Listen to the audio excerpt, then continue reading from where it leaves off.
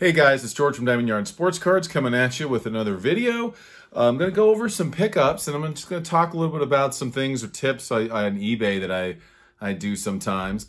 eBay's become an interesting place for cards. Ever since the boom here, it's been good and bad. I will tell you that on the negative side, you know, I've had a couple transactions, more than a few transactions recently that have either been canceled or something went wrong with it. And I think a lot of it is because sometimes people are selling something and they don't get what they want for it, and then they pull it, or they act like they shipped it and maybe they didn't ship it. But anyway, that's another story. But also, a tip on eBay I would give you guys is watch as many cards as you can. Many of you probably know this, but some of these pickups here, I'm going to go through about 9 pickups. I picked up 3 or 4 of them because the seller sent me an offer. And they sent me the offer, and I had just been watching the card because my watch list is totally full. I think I got like 400 things in my watch list, and the offer was good, and I bought it. Or you know, and also that's one tip: watch as many cards as you can that you're really interested in, because you never know when you're going to get that offer. And if you get that offer and it's good, I would say just buy it. Don't be haggling with them, because sometimes you can lose out. So that was one tip I was thinking of regarding eBay purchases. Another thing is auction houses. Baseball Collector Mike a while ago, I would say almost like a year and a half, 2 years ago, did a video about auction houses. There's one here in Phoenix called Pristine Auctions, and I bid a pickup from them. And it was great because I could just go drive over to their warehouse and pick up the item. So I can save on shipping. I can make sure I get it safely. So that's great. But auction houses are another way to go. And if eBay continues to maybe not monitor their sellers as they should, and some of these kind of semi-shady things keep happening on eBay, I think that maybe we as collectors are going to have to start looking other places if we aren't already doing that. I know a lot of the guys, are signed up with Heritage and Golden and etc. So, which is something that you should do anyway, just to kind of track what kind of cards are out there, and you can find things out there that you certainly can't find on eBay. Anyway, guys, here's some pickups, and most of these are pictures. So here we go. So, guys, I got a few pickups here to talk about. The first one, Steve Carlton, lefty. And I know that I did a video talking about him, and mentioned that he had three Cy Young Awards. Ray from Philly corrected me. He has 4. I love this 1981 set. It's not, I mean, it doesn't jump out at you, but the All-Star in the top is so cool. And this is the first year that I really started collecting when I was a kid. Those All-Stars, they started them in 1975, a little star in the corner, and they got rid of the All-Star cards in 75. So when you got a card, it was an All-Star card and a regular card. So this is Steve Carlton, and in a mint 9. Next pickup is another pitcher. I'm usually not in the market for this certain player, but I love the 72 set, and it's Jim Palmer in a 9. This Palmer card is just so bright. The blues are just great. And it was on auction, and so I got it for a reasonable price, probably somewhere in the neighborhood of like $65, something like that, 65, 70 bucks. So for a mint 9, I mean, you really can't beat that, of a Hall of Famer and a multiple Cy Young Award winner and World Series champion. Best pitcher in the American League in the 70s, probably. Sorry, Nolan Ryan fans. This guy was winning games, not just striking out guys, but winning games all the time. Tom Seaver. Gem Mint 10, 1980 tops. This card was pretty reasonable too, probably in the $90 to $105 range. But I don't think you can go wrong picking up a Hall of Famer in a 10 from the early 80s or late 70s. Some of these cards have gotten very pricey. It might be, if it's Rose or somebody like that, it's more. But Seaver, it's a really nice card, and I was happy to find it. This was the card I bought from Pristine Auctions, and it was a Nolan Ryan autograph in Gem Mint 10. That's the autograph grade.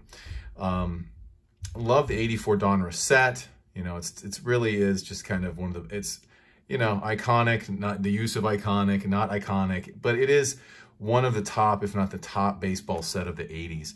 And I think that if you were collecting in that time, you're well aware. Now, are there other sets that have better rookie cards? Oh yeah, 85. 85 is a great year for rookie cards, obviously. But 84 Donruss, this is a classic design. They've brought it, Panini's brought it back. And this Ryan card, I got it for 80 bucks. Already graded, Gem Mint 10 from Pristine Auctions. No shipping, just came up, no reserve. So I was really happy to pick this one up. I don't have any Ryan autographs, and, you know, for a guy with 5,700 strikeouts, you need to have it in the collection. This is a card I picked up at a show, and this is kind of a funny, recently at a baseball card show about a month or so ago. It's a 72 Seaver. There was a guy who showed up at the show, and he had a bunch of graded cards, and really nice graded cards. And he was talking to these two gentlemen who were they weren't selling anything, but they had rented a table, and they were buyers.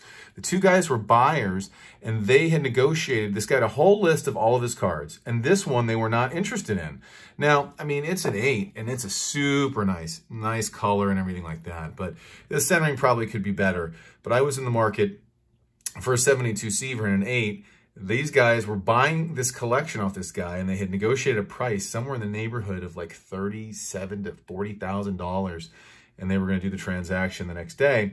And this guy had a list of all kinds of cards that he had and the grades, and he had some of them with him, you know, Hank Aaron rookies, Jackie Robinson rookie, or not Jackie Robinson rookie, but, you know, maybe the 56, 55 Robinsons, but he also had Clemente rookies, Koufax rookies, stuff like that. Anyway, he had this Seaver, and we talked for a while. And he realized that I was a huge Seaver fan, and, you know, we negotiated a price of $100. So I was real happy to pick this up for 100 bucks, in an 8. This was a card, no, not this one. This was a card I was watching, and the guy sent me an offer. That's it. He sent me an offer that was like, I don't know if it was 10% off or something like that. And it's a 70 bench and a 7.5.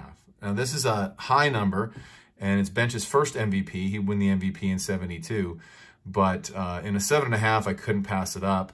And then it was really reasonable. I think it was in the area of $199, something like that. It's a little bit low. You know, there's a little bit room here. I'd like to see it higher. If it was higher, though, it'd be an 8. Real nice photo of, you know, greatest catcher of all time. I don't know. Certainly greatest catcher of his era. Big Red Machine, Johnny Bench. Next card was listed, and the guy put a best offer on it, and it was already listed reasonably. It's a 73 Nolan Ryan and an 8. Centering on this card was not perfect, but I'm always in the market for Ryan stuff, and I wanted to upgrade. I have a 6.5, wanted to upgrade. And this one, the registration, the color was fantastic. Centering, I guess, isn't all that bad, but the guy had it listed, and I rolled him an offer. I think it was something, I rolled him about 180, 185, and he took it immediately. And typically, this card has been going for between 225-ish, 240-ish, somewhere in that neighborhood. And I do love the pose, the old Angels uniform. And Ryan just looks, you know, just a great card. And last card, huge pickup for me.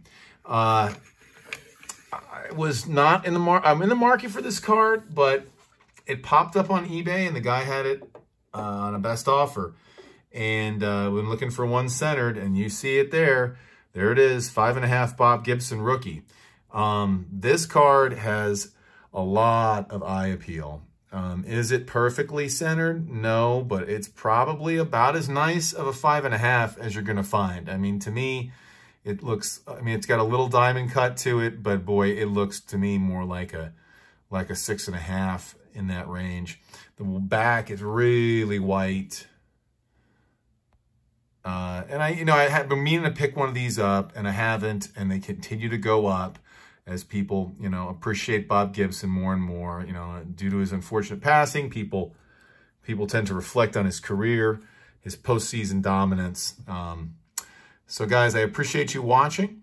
Like, subscribe, and keep collecting.